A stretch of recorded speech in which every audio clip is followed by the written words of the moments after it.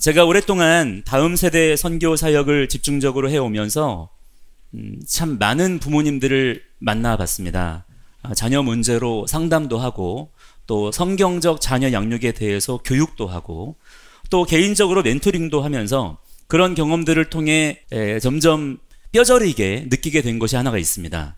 그건 뭐냐면 정말 많은 기독교인 부모님들이 다른 게 아니라 자녀 문제로 깊은 고민과 고통을 아는 채 살아가고 계시다는 거예요.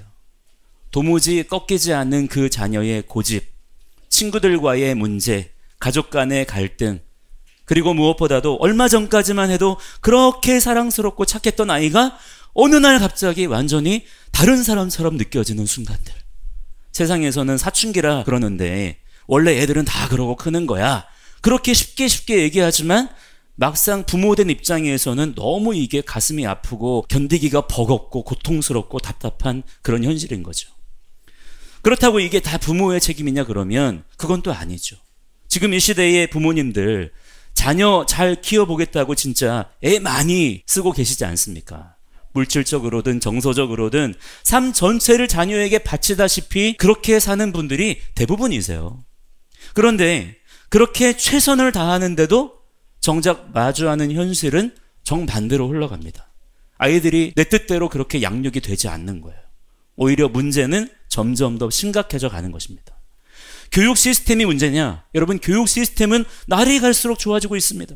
시설도, 교재도, 환경도 저희 세대와 비교해도 정말 비교도 안 될 정도로 엄청나게 발전했죠.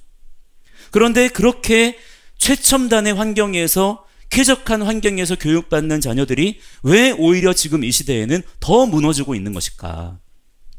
지금 우리 자녀들은 음란, 폭력, 중독 문제에 대해서 너무 쉽게 지금 노출이 되어 있고요. 그 노출되는 연령대도 점점 낮아지고 있습니다. 정서불안, 분노 조절, 관계 단절, 청소년 자살률은 여전히 우리가 세계 1등이고 어른이 된 후에도 그게 나아지지 않아요. 묻지마 폭력, 데이트 폭력 이런 문제로 막 이어지곤 합니다. 어른들을 공경해야 되는데 뭐해요? 공격합니다. 청소년의 절반 이상은 결혼에 대한 희망이 없다고 얘기해요. 그만큼 지금 우리 다음 세대는 그 마음과 삶이 병들다 못해서 피폐해져 가고 있다는 사실입니다. 이렇게 세상 속에서 우리 다음 세대 자녀들의 그 마음과 인생이 실제적으로 병들어 가는 것도 너무나 안타까운 일이지만 그러나 그보다 더 심각한 문제가 있습니다. 그게 뭐냐면 그 아이들이 신앙의 자리에서도 무너지고 있다는 사실입니다. 단지 사회적으로만 흔들리는 게 아니라 영적으로도 완전히 붕괴되고 있는 현실을 우리가 마주하고 있다는 거예요. 지금 한국교회 성도들의 자녀 가운데 한국교회 성도들의 자녀예요. 그냥 안 믿는 자녀들이 아니고 그리스도인 가정의 자녀들 가운데 95%에서 7% 이상이 20세를 전후로 해서 신앙의 자리를 떠난다라는 조사 결과가 있습니다. 쉽게 말해서 어른이 되면 교회를 더 이상 안 다닌다. 넌 크리스천이 된다 이 말이에요. 심지어 그런 경우에는 더 쉽게 안티 크리스천이 되는 확률도 높아집니다. 선교학적으로 복음화율 5% 미만이면 미전도 종족으로 분류를 해요. 그런데 지금 한국교회 다음 세대가 그렇게 되어버렸다는 것입니다. 그게 곧 무슨 말입니까? 자녀들에게 기독교인 가정에서 복음이 전수가 돼야 안 돼요? 안 되고 있다는 거예요. 그게 수치상으로 드러나고 있는 것입니다. 기독교의 복음 진리가 우리가 진리다라고 외치는 그 하나님의 말씀이 정작 우리의 자녀들에게조차 전달이 되고 있지 않다는 거예요. 저는 이게 단지 자녀들만의 문제가 아니라고 생각합니다. 그 아이들이 이렇게 무너지는 걸 보면요, 결국 이 아이들이 살아가는 세상 자체가 이미 병들어 있다는 걸 알 수 있어요. 결국은 한 가정, 한 자녀의 문제가 아니라 우리 사회 전체, 이 나라 전체가 지금 함께 겪고 있는 위기에 봉착해 있다는 거죠. 단지 다음 세대만 무너진 게 아니라 지금은 나라의 뿌리 자체가 흔들리고 있다라고 하는 것입니다. 이것을 우리가 직시해야 된다라고 하는 거예요. 지금 우리나라는 어떻습니까? 전례 없는 총체적인 위기에 봉착해 있습니다. 정치적으로는 정의와 법 질서가 무너지고 거짓과 선동이 진실을 덮는 일들이 허다합니다. 하나님께서는 분명히 재판을 굽게 하지 말라. 지난주에 우리가 읽었던 말씀들에서 그렇게 말씀하시잖아요. 재판을 굽게 하지 말아라. 정의와 공의로 재판하여라. 그렇게 하나님의 백성들에게 말씀하시는데 지금 우리나라의 현실은 어떻습니까? 우리나라의 법정은 완전히 구부러졌어요. 죄인들이 감옥에서 막 풀려나고 범죄자들, 전과자들이 권력을 차지하고서 입법, 사법, 행정부를 완전히 마비시키고 있지 않습니까? 사회는 극단적으로 분열되어 있고 교육의 현장에서는 더 이상 우리 자녀들에게 진리를 가르치지 않아요. 온갖 편향적인 좌파 사상과 젠더 이데올로기를 아이들에게 막 주입하는 거예요. 친동성애 정책들과 마음대로 낙태법을 비롯한 반성경적 법안과 사상들 때문에 가정은 점점 더 해체되어 가고 있고, 문화는 어떻습니까? 문화, 미디어 콘텐츠는 하나님을 직접적으로 조롱해요. 하나님을 대적하는 메시지를 막 뿌리고 있는 것입니다. 무엇보다도 안타까운 현실은, 아니, 이 모든 일들의 근본적인 이유라고 할 수 있는 것은 무엇입니까? 세상의 소금과 빛으로 부름받은 주의 몸된 교회마저도 이 혼란 속에서 함께 방향을 잃고 있다는 사실입니다. 과연 이 모든 문제들 앞에서 교회는 지금 무엇을 하고 있나요? 그거는 세상 일이야. 우리는 예배만 드리면 돼. 정치에 관여하지 말자. 우리는 중립을 지켜야 돼. 라는 식으로 그냥 수수방관만 하고 있지 않습니까? 마치 이 세상과 전혀 상관없는 사람들처럼 기독교인들이 그렇게 행동하면서 사실상은 어디에 있는 것입니까? 악의 자리에 함께하고 있다라고 하는 것이죠. 더욱 심각한 것은 기독교가 가장 경계하고 맞서야 될 공산주의 사상에 대해서조차 제대로 지금 분별하지 못하고 있다는 거예요. 저는 이게 지금 너무 심각하다고 생각합니다. 약자 보호와 평등이라는 이름으로 포장된 사회주의 정책들의 교회가 그냥 속아 넘어가는 거예요. 정통적인 가족제도를 해체하려는 젠더 이데올로기, 사유재산권을 부정하고 국가 통제를 강화하려는 정책들, 종교의 자유를 제한하고 교회를 국가 아래에 두려는 시도들, 이런 것들이 교회가 분간을 못하고 있는 거예요. 그래서 이런 것들 앞에서 교회가 침묵하거나 심지어 사회정의라는 이름으로 동조하고 있습니다. 지난주에 어떤 목회자 그룹에서 서로 토론하는 것들을 보게 됐는데 그 내용이 뭔지 아십니까? 이런 얘기 하더라고요. 어떤 사람이 기독교인은 좌파가 될 수 없다고 얘기하는데, 야, 그거는 잘못된 말이야. 기독교는 원래가 좌파 사상이다. 사실 공산주의가 가장 성경적인 사상이다. 그러면서 초대교회를 예로 들고 희년이 어쩌고 예수님이 민중들을 어떻게 했고 이런 얘기들을 아직도 목회자들이 막 토론하면서 서로 고개를 막 끄덕이고 있더라고 하는 거예요. 여러분, 공산주의는 단지 경제 혹은 정치 시스템이 아니라 하나님의 창조 질서에 대한 정면 도전인 것입니다. 가정을 해체하고 개인과 교회를 국가 아래에 두려는 그 이념은 창세기에서 아담과 하와를 무너뜨렸던 사단의 전략과 다르지 않아요. 즉, 공산주의는 직접적으로 사단의 아이디어인 것입니다. 지금 그 사단의 발상이 우리나라를 통째로 집어삼키려고 하고 있어요. 그렇다면 가장 이 실체를 드러내야 되고 가장 앞장서서 싸워야 되는 존재가 누구이겠습니까? 바로 이 땅 가운데 부름받은 주의 몸된 교회와 성도들이어야 될 줄을 믿습니다. 그런데도 교회가 여기에 침묵하거나 동조한다는 것은, 여러분, 이거는 그냥 넘어갈 문제가 아닌 거예요. 정말 너무나 심각한 우리의 현실인 것입니다. 자, 상황이 이쯤 되면 우리는 질문할 수밖에 없습니다. 도대체 왜 이렇게까지 무너지게 되었을까? 이 모든 위기 속에서 그렇다면 우리는 도대체 무엇을 할 수 있을까? 이 무너진 현실 앞에서 과연 소망이 있기는 할까? 자, 이 질문들에 대해서 일단 세상이 줄 수 있는 해결책은 있을까요? 없을까요? 없습니다. 기대를 하지 마셔야 돼요. 세상에 그 어떤 전문가들이라 할지라도 각자 이런저런 어떤 말들이야 할 수 있겠습니다만은 그 누구도 뾰족한 해답을 제시할 수 있는 사람은 아무도 없는 것입니다. 지금 우리가 그 사실을 똑똑히 보고 있지 않습니까? 그러나 이 모든 문제의 해답이 그러면 아주 없는 것이냐, 이대로 그냥 우리는 다 망하게 되는 것이냐, 그렇지 않다라고 하는 것이죠.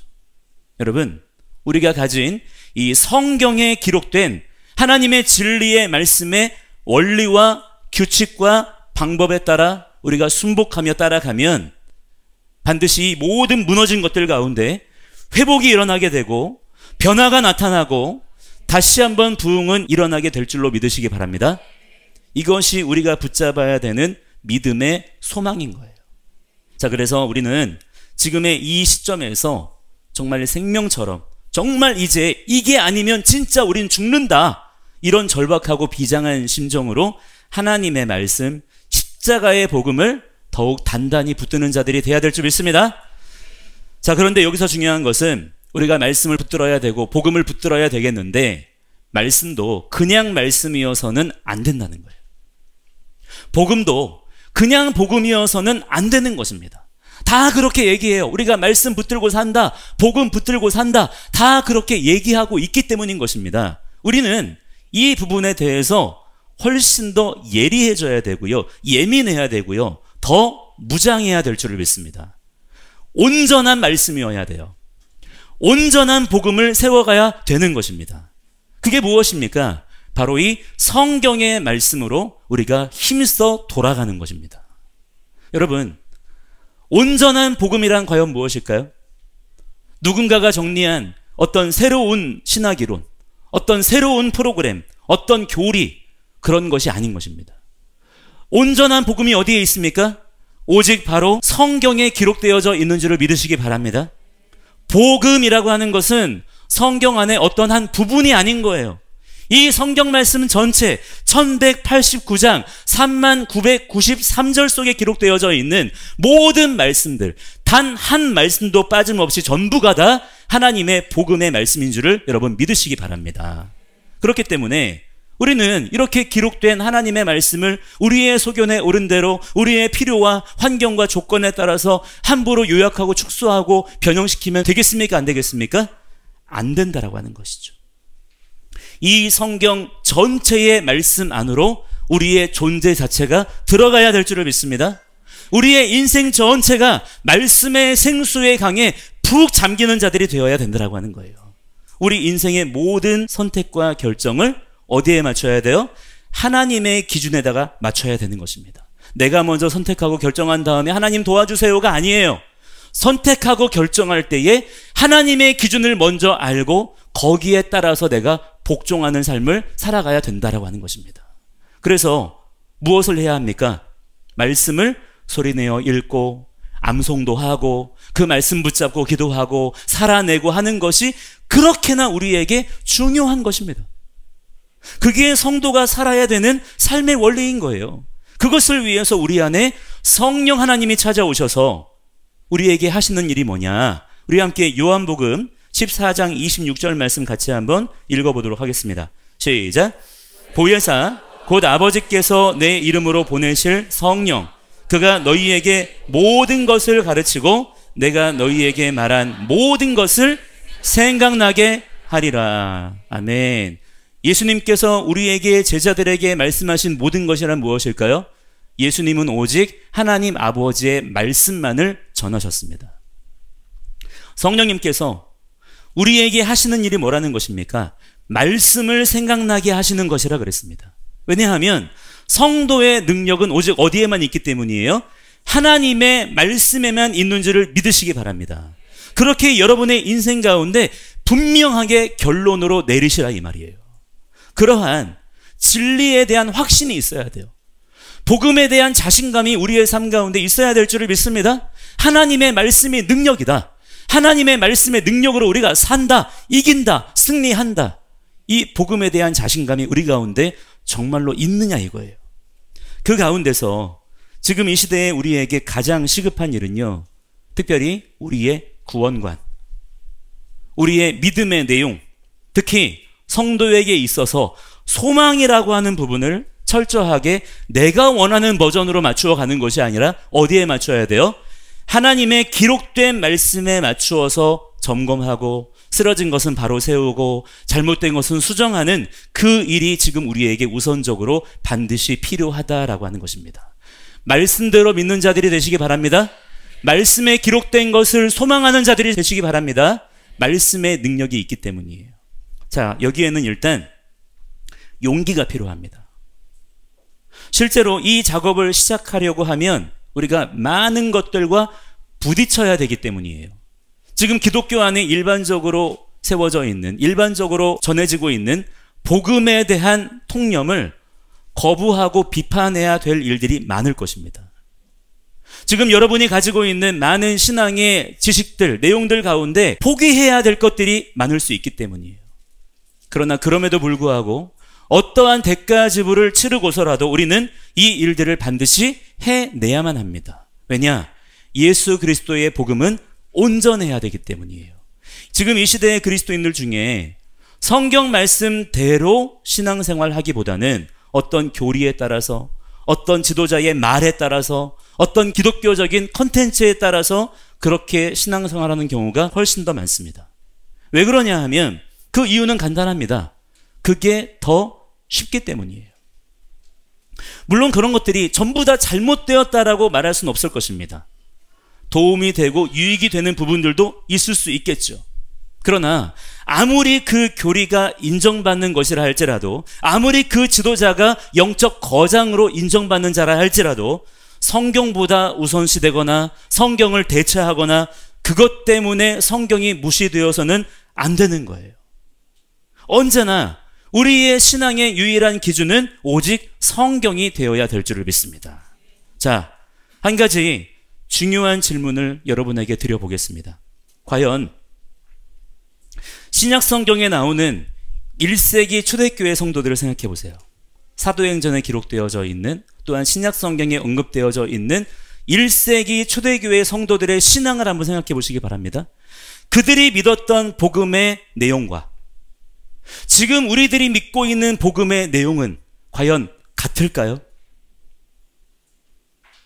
우리는 모두가 초대교회 성도들을 우리 믿음의 선조라, 믿음의 선배라 그렇게 여기면서 우리와 그들이 서로 같은 믿음의 뿌리를 가지고 있다고 생각합니다.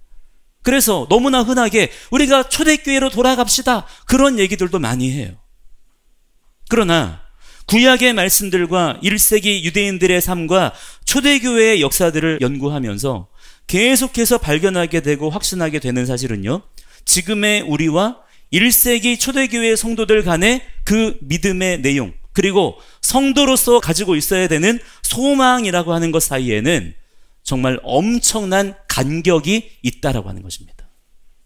그 차이가 어느 정도냐 하면, 만약에 초대교회 성도들이 지금 우리들을 이렇게 만나게 된다 그러면 그분들은 아마 우리들을 같은 그리스도인이라고 생각하지 않을 가능성이 매우 높습니다.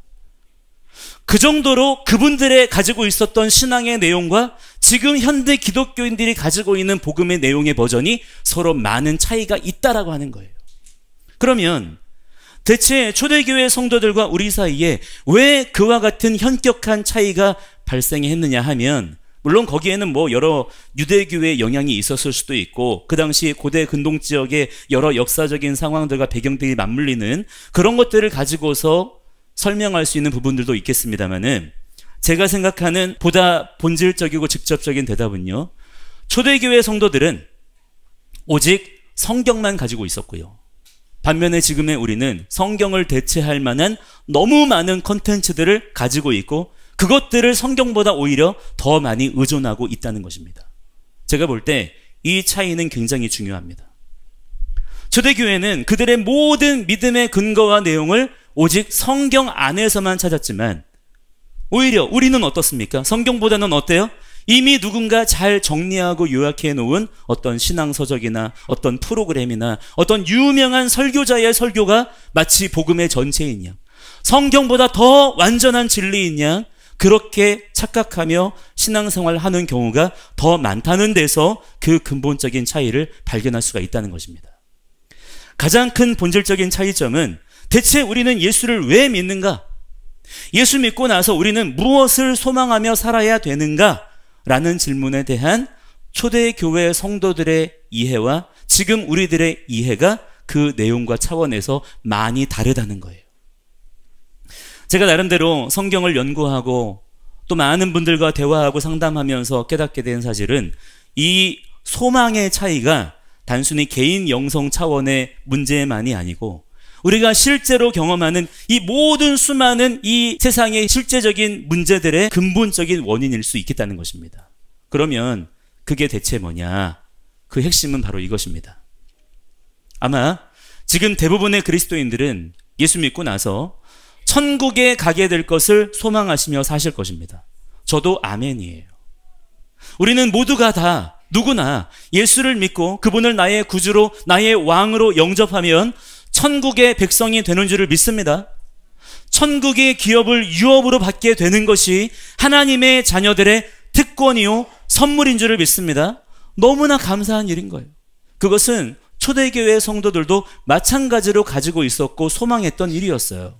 그런데 지금 우리들이 생각하는 천국은 무엇입니까? 지금 우리들이 소망하는 천국, 우리들이 생각하는 구원이라고 하는 것은 어떤 거예요? 우리가 죽은 다음에 우리의 영혼이 구원을 받는 것입니다. 그래서 우리의 육신은 이 땅에 묻히고 썩어 없어질 테지만, 그렇게 없어지는 것이지만 우리의 영혼만은 영원히 살아서 저 멀리 어딘가에 있는 천국이라는 구름 위에 떠 있는 황금성에 들어가서 그곳에서 나의 영혼이 영원토록 살게 될 것이라, 그렇게 생각하며 천국을 소망하다라는 거예요. 그래서 사람들이 일반적으로 생각하는 영생의 삶, 천국에서의 영원한 삶은 어떤 것입니까? 두둥실 구름 위에 떠다니면서 천사들의 하프 소리를 들으면서 짜릿할 정도로 맛있는 천국의 그 과실들을 따먹으면서 편안하게 들어누워 놀고 쉬는 그런 천국을 상상합니다. 아마 지금 도화지를 다 나누어 드리고 천국을 한번 그려보세요 그러면 거의 대부분이 똑같은 그림을 그려낼지도 모르겠어요. 왜 그렇습니까? 다 그렇게 이제껏 배워왔기 때문이에요. 그러나 하나님의 나라 복음이 기록된 이 성경에서는 그런 식의 천국에 대해서는 단 한 번도 말씀하지 않고 있다는 사실에 대해서 우리는 사실 충격을 받아야 되는 것입니다. 성경이 우리에게 말씀하시며 약속하시는 구원은 그런 식의 어떤 유체이탈, 우리의 영혼만 쏙 빼서 구원받아서 우리의 영혼만 다른 곳에 가서 살게 되는 그런 것이 아니라는 거예요. 예수님이 다시 오실 때 우리는 쉽게 생각하기를 이 죄 많은 세상의 모든 것들은 다 그냥 불타 없어져 버리고 하나님의 백성들만, 그것도 그들의 영혼들만 쏙 건진받아서 저 우주 너머의 어딘가에 있는 어떤 곳에 이사가서 살게 될 것이라는 그런 생각을 가지고 있다라고 하는 것입니다. 그렇지만 실제로 성경을 보시면 단 한 번도 그런 식으로 천국을 말씀하고 있지 않다 이 말이에요. 물론 주님이 다시 오시기 전까지의 지금의 이 중간기라고 할게요. 이 중간기 동안에 성도들이 죽게 되면 그 영혼이 잠시 쉼을 얻게 되는 낙원이라든가 아브라함의 품과 같은 그런 곳이 성경에 등장하긴 하지만, 그곳은 예수님이 이 땅 가운데 다시 오실 때까지 머무는 임시 대기 처소일 뿐 그곳이 우리의 영원한 처소인 것은 아닌 것입니다. 그러면 성경이 말하는 구원, 성경이 우리에게 말씀하는 하나님의 나라는 어떤 곳이냐? 이것은 신약에 나오는 몇 가지 구절만 가지고서 우리가 추측하거나 상상할 것이 아니고 구약 성경부터 신약 성경까지의 성경 전체를 놓고 보면서 이해해야 되는 것입니다. 성경 전체에서 일관되게 말씀하고 있는 구원, 하나님의 나라는 그 전체 이미지만 설명하면 대략 이런 것입니다. 하나님의 창조 사역으로 빚어진 이 아름다운 피조 세계, 하나님은 이 피조 세계를 아름답게 지으셨어요. 하나님의 기준으로 보실 때에 보시기에 어떻다 그랬습니까? 좋다 말씀하셨습니다. 그러나 창세기 3장에서 인간의 죄로 말미암아서 하나님의 법이 파괴되어 망가져 버린 이 모든 피조 세계, 모든 만물이 물과 피를 다 쏟으시고 죽기까지 순종하신 예수 그리스도의 신실하심으로 말미암아서 다시금 회복이 되어지는 것이 바로 하나님께서 이루실 구원이라고 하는 거예요. 그 하나님의 창조가 마침내 완성된 곳이 예수님의 재림과 함께 이 땅 가운데 온전히 임하게 될 하나님의 나라라는 것입니다. 이사야 65장, 요한계시록 21장, 로마서 8장, 골로새서 1장, 에베소서 1장 등등, 또 고린도전서 15장에도 이루 말할 수 없는 수많은 구절, 아니 이 성경 전체가 이러한 하나님의 나라를 소망하는 내용들로 가득 차 있어요. 즉 하나님의 구원 계획은 무엇이냐? 모든 피조세계를 다 그냥 불태워서 없애버리시고 우리의 영혼만 쏙 빼가지고 새로운 나라로 이사시키시는 것이 아니라 창세기 1장에서 천지와 만물을 창조하시고 보시기에 심히 좋다라고 말씀하신 그 하나님의 뜻이 예수 그리스도 안에서 완성되어지는 것이라 이 말입니다. 우리는 이 그림을 가지고서 성경을 봐야 되는 거예요. 따라서 십자가 복음의 핵심은 영혼 구원이 아닙니다. 영혼 구원이 없다는 게 아니라 영혼 구원이 다가 아니라 이 말이에요. 우리는 그 너머를 보아야 되는 것입니다. 십자가 복음을 통해서 받게 되는 우리의 구원의 진짜 핵심, 우리가 진짜 원하고 소망해야 되는 구원은 영혼 구원 이후에 이루어질 우리의 몸의 부활과 만물의 회복이 있다는 것을 우리는 알아야 된다는 거예요. 부활의 첫 열매가 되시는 예수 그리스도를 따라서 우리 모든 성도들의 이 썩어질 몸도 주님과 같은 영광스러운 몸으로 실제적인 변화가 일어나게 될 줄로 믿으시기 바랍니다. 나의 몸에서 실제로 일어날 일이에요. 이것을 구체적으로 소망하시기 바랍니다. 그리고 마찬가지로 이 썩어질 세상도 우리의 썩어짐과 함께 같이 썩어짐을 당하고 있는 이 썩어질 세상도 하나님의 사람들이 그렇게 일어남을 통하여서 다시금 하나님의 놀라운 생명력을 공급받게 되는 것입니다. 우리가 소망해야 되는 구원의 궁극적인 그림은 바로 그것이에요. 하나님은 우리의 영혼만 쏙 빼서 사랑하시는 것이 아니라 우리의 이 몸도 사랑하시는 분이신 줄을 믿습니다. 하나님은 창조주 하나님이시기 때문이에요. 하나님은 우리의 영혼만 구원하시는 것이 아니라 우리의 이 몸도 구원하시는 분이신 줄을 믿으시기 바랍니다. 하나님께서 하나님의 형상을 따라 빚으시고 직접 그 코에 생기를 불어넣으셨던 보시기에 심히 좋다라고 탄성을 자아내셨던 바로 그 몸이, 그 내가 이제 예수 그리스도 안에서 온전하게 다시금 회복이 될 거라는 거예요. 그러면 그 변화된 그 부활의 몸 가지고 우리가 영원토록 살 곳은 어디일까요? 그래도 우리가 우주로 날아가야 될까요? 자, 여러분, 우리가 이제 이러한 잘못된 판타지에서 벗어나야 되는 것입니다. 우리가 영원토록 살게 될 장차 도래할 하나님의 나라는 구름 위에서 둥둥 떠다니는 그런 곳이 아니에요. 하나님의 나라, 하나님께서 가장 아름답게 지으신 이 모든 만물, 그리스도의 신실함으로 회복되어지고 완성되어질 이 피조 세계인 것입니다. 그 새하늘과 새 땅에서 지금 우리가 살고 있는 방식과 똑같이 우리가 호흡도 하고 냄새도 맡고 먹을 것도 먹고 또 땀도 흘리면서 그냥 거기서 놀고 먹고 쉬는 것이 아니라 하나님께서 처음 우리를 창조하셨을 때 우리에게 원하셨던, 기대하셨던, 명령하셨던 것이 무엇입니까? 우리는 영원토록 모든 만물을 하나님의 뜻대로 정복하고 다스리며 발전시키는 삶을 살게 될 거라는 거예요. 이것이 초대교회 성도들이 가지고 있었던 믿음의 소망이었고요. 그들은 이러한 말로 서로를 위로하면서 그 모든 극심한 탄압과 순교의 상황들을 견뎌낼 수가 있었다는 것입니다. 자, 오늘 본문에 14절 말씀을 함께 같이 한번 읽어보도록 하겠습니다. 시작. 우리가 예수께서 죽으셨다가 다시 살아나심을 믿을진대 이와 같이 예수 안에서 자는 자들도 하나님이 그와 함께 데리고 오시리라. 아멘. 18절 읽어보겠습니다. 시작. 그러므로 이러한 말로 서로 위로하라. 아멘.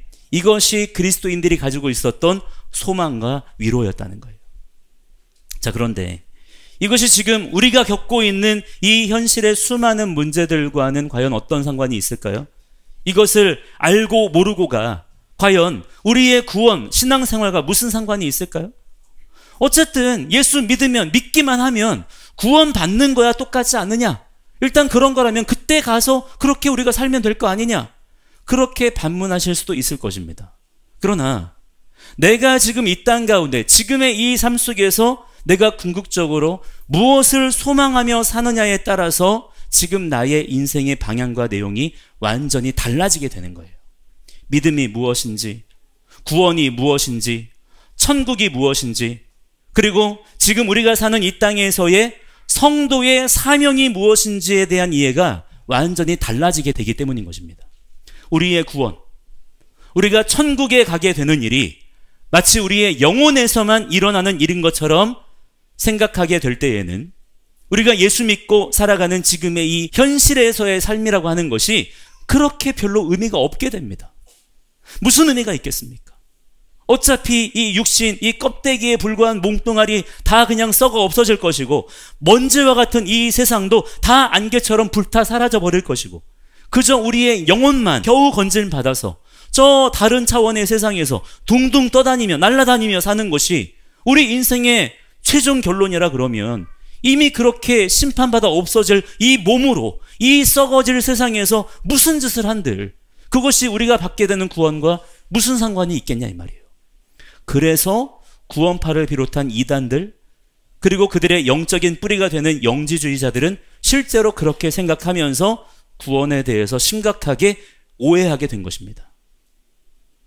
그런데 문제는 그것이 단순히 그들만의 문제가 아니라는 거예요. 정통 교단을 자처하는 우리 또한 마찬가지로 그냥 어떻습니까? 영혼 구원에만 우리의 소망을 두고 있다라고 한다면 결국 우리도 말은 그렇게 그들과 똑같이 안 할지라도 실제 우리가 사는 방식은 그들과 똑같아지게 된다는 거예요. 세상을 외면하고 세상에 우리의 시선을 두지 않는 것입니다. 실제로 많은 부모님들이 그들의 자녀가 점점 믿음의 자리에서 떠나가는 것을 심정적으로는 아쉬워하시면서도 실제로 목숨 걸고 내 아이의 신앙을 지켜내려고 하는 분은 그렇게 사실 많지 않습니다. 내 아이의 영혼을 노략질하는 자들과 맞서 싸우고 분투하고 내 아이를 지켜내기 위해서 희생하고 그러지는 않아요. 그냥 안타까워하기만 해요. 그래서 실제로는 어떻게 합니까? 그냥 내 아이 좋은 학교 보내고 좋은 직장, 스펙 쌓고 결혼하고 이런 거에 더 많은 비중을 두게 되는 거예요. 왜 그럴까요? 우리의 믿는 바 진리의 소망이 실제에 있지 않기 때문이에요. 영혼 구원에만 머물러 있기 때문인 것입니다. 나 교회 다니니까, 나 마음으로는 믿으니까 어쨌든 죽어서 영혼이야 천국 가겠지, 구원 받겠지 라는 생각에 그냥 머물러 있는 것입니다. 영혼 따로 몸 따로 내 믿음 따로 현실 따로 그렇게 생각하고 있다라고 하는 거예요. 하나님께서 지금 우리나라 가운데 다 드러나게 하셨지만 그동안 한국교회가 가진 믿음의 실체가 어떤 것들이었나요? 다 드러나게 하셨어요. 자기들끼리만 구원이 어쩌고 천국이 어쩌고 노래 불렀지 정작 지금 어떻습니까? 나라가 어떻게 되든 말든 누가 대통령이 되고 내가 투표할 때 어떤 당을 찍든 말든 그거하고 나 구원받는 거하고는 아무 상관없다라고 생각하는 거예요. 그건 별개라고 생각하는 것입니다. 그러면서 껄핏하면 나는 중립이야, 나는 중도야. 심지어 아까 말씀드린 것처럼 공산주의도 괜찮은 것 같아. 공산주의하고 민주주의하고 좀 적당하게 섞으면 좋겠다. 왜 이런 말들을 생각들을 하게 되는 걸까요? 교회가, 성도들이, 목회자들이 우리의 믿는 바 진리의 내용, 구원의 소망이라고 하는 것이 말씀에서 뜯어졌기 때문이에요. 사람들이 창작한 동화책의 수준으로 우리의 이 소중한 복음의 진리의 말씀이 변질되었기 때문인 것입니다. 그게 더 좋은 거예요. 하나님께서 말씀하신 창조의 회복, 창조의 완성보다 하나님의 피조세계 같은 거 야 그냥 없애버려라. 하나님의 창조는 실패한 거다. 이런 세상은 없는 게 더 좋겠다. 그게 천국일 것 같다. 라는 그런 상상을 은연중에 풀어놓는 것입니다. 그걸 복음이랍시고 막 전도지 만들어서 뿌리고 있는 거예요. 그런 생각에 사로잡히게 되면 아멘, 할렐루야 하면서도 정작 그렇게 변질된 복음 가지고 실제로는 어떻습니까? 세상을 더 망가뜨리는 일에 교회와 성도들이 앞장서게 되는 것입니다. 전도할수록 사람들은 진리를 모르게 돼요. 전도할수록 사람들은 더 지옥 자식이 되는 것입니다. 예배할수록, 기도할수록 정작 하나님과 멀어지게 만들고 종교의 영이만 심취하게 되는 그런 결과들이 만들어지게 된다라고 하는 거예요. 그게 지금 한국교회 안에서 벌어지고 있는 일들인 것입니다. 그렇다면 이러한 상황 가운데에서 우리가 어떻게 해야 될까요? 먼저는 지금 여러분이 알고 있는 복음의 내용, 나는 이것이 복음이다라고 알고 계시는 그 내용을 다시 한번 점검해 보셔야 돼요. 온전한 복음을 세우셔야 됩니다. 그걸 어떻게 하냐? 자, 그 점에 있어서 사도행전 17장에 나오는 베레아 성도들이 우리에게 아주 중요한 모범이 된다고 생각합니다. 우리 함께 사도행전 17장 11절에 있는 말씀을 같이 읽어보도록 하겠습니다. 시작. 베레아에 있는 사람들은 데살로니가에 있는 사람들보다 더 너그러워서 간절한 마음으로 말씀을 받고 이것이 그러한가 하여 날마다 성경을 상고함으로. 아멘. 베레아 성도들은요, 바울의 설교를 들었어요. 바울의 그 설교를 그냥 들은 게 아니라 간절한 마음으로 받았습니다. 아멘 했다 이 말이에요. 그 말씀이 너무 은혜가 되고 감동이 되었어요. 그런데 이들에게서 발견해야 되는 너무나 놀라운 성도의 기준, 성도의 특징은 무엇이냐면 그렇게 감동받은 것으로 결론 내리지 않았다 이 말이에요. 그렇게 하지 않고 어떻게 했습니까? 이것이 그러한가. 지금 바울이 우리에게 말한 이 말씀이, 이 설교가 너무나 감동이 되고 은혜가 되는데, 그런데 이 바울이 말한 내용이 정말 사실인가? 정말 기록된 하나님의 말씀에 기준하여서 그것이 맞나? 진리가 맞나? 알아보기 위해서 뭐를 했다는 것입니까? 달려가서 날마다 성경을 상고했다. 할렐루야. 그리고 나서 12절에 보시면 그래서 어떤 일이 있었다는 거예요? 그들 중에 믿는 자들이 더 많게 되었다. 즉 무엇입니까? 부흥이 있었다 라는 소식을 사도행전에 이 말씀이 전하고 있는 것입니다. 그렇다면 과연 지금 우리는 어떠냐 이 말이에요. 우리는 이 베레아 성도들처럼 우리가 복음이라고 들은 내용들, 알고 있는 내용들, 익숙한 내용들이 과연 정말 사실인지, 그것이 정말 진리인지 알아보기 위해서 어떤 노력을 하셨고 얼마만큼 성경을 상고해 보셨나요? 나는 어떤 신학사상이 마음에 들어, 나는 누구의 설교가 좋아, 나는 이런 스타일이야, 나는 저런 스타일이야, 그렇게 하는 게 아니라는 거예요. 우리는 오직 성경 스타일대로만 믿는 자들이 돼야 될 줄 믿습니다. 덮어놓고 믿으면 안 돼요. 이게 제일 위험한 것입니다. 알아보고자 하셔야 돼요. 그게 정말 진리라면, 우리가 정말 진리에 관심이 있는 자들이라면 부지런히 하나님의 기록된 말씀에 비추어 진리를 더욱 알고자 하는 자들이 되셔야 될 줄 믿습니다. 그래서 제가 여러분들에게 우리 암송합시다, 우리 성경을 더 읽읍시다, 소리내서 읽읍시다, 그렇게 도전 드리는 거예요. 저 또한 신학의 사람이 아니라 성경의 사람이 되기 위해서 부단히 저도 애를 씁니다. 성경 보고 암송하고 필사도 하고 그거 가지고 정리하고 글 쓰고 또 말하고 그거 가지고 세상의 현실들 가운데 적용하고 연구하고 하는 거예요. 저는 그것이 목회자만의 전유물이 아니라 모든 믿는 성도들의 공통된 책임과 의무라고 생각을 합니다. 저는 오늘 여러분들에게 사실상 이 부분에 대해서 오늘은 문제 제기만 이렇게 드리는 거예요. 이와 관련된 자세한 설명들은 지난번 아미캠프 때 어느 정도 제가 정리해서 말씀을 드리긴 했습니다만 나중에 또 구체적인 내용들을 말씀드릴 기회가 있을 것입니다. 그러나 여러분들도 한번 그에 앞서서 먼저 진지하게 생각해 보세요. 나는 정말 예수 그리스도의 복음의 진리를 성경대로 알고 있나? 나는 정말 성경대로 믿고 있나? 내가 지금 소망하는 하나님의 나라는 과연 어디에서 주워들은 것인가? 아니면 성경의 말씀대로 분명히 기록되어서 증언되고 있는 그 복음의 진리인가? 나는 덮어놓고 믿고 있는가? 아니면 끊임없이 진리를 추구하는 사람인가? 여러분 스스로의 믿음을 점검해 보시기 바랍니다. 이것이 보다 더 선명하게 정리가 되신다라고 한다면 거기에 따라서 여러분의 실제 삶 또한 분명히 놀라운 방향 전환을 경험하게 되실 줄을 믿습니다.